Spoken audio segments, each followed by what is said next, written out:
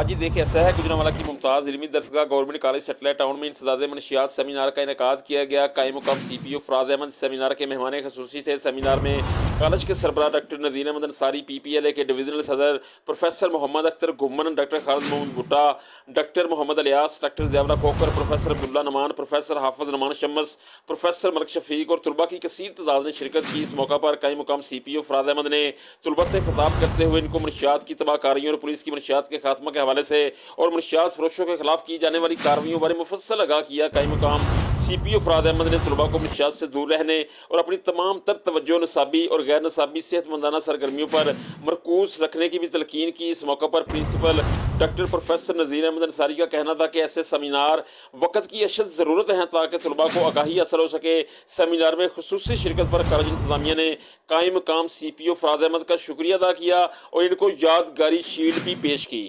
جی